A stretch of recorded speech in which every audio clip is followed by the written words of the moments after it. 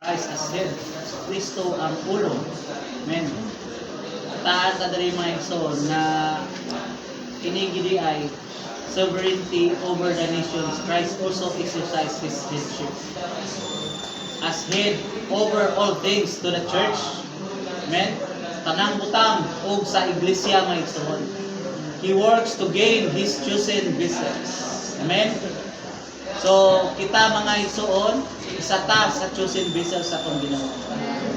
Gani, si Ginoo sa atong Ginoo, si pakita diri nga ang pinaka kuan niya nga vessel nga ulagway kani si Saul. Amen.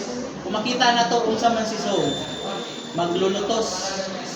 Grabe ka makasasala. No? Pero nakita nato gigamit siya ingon nga crucial vessel sa atong Ginoo. Siya noon ang daghan kaayo nasulat sa Bible mga igsoon. Amen.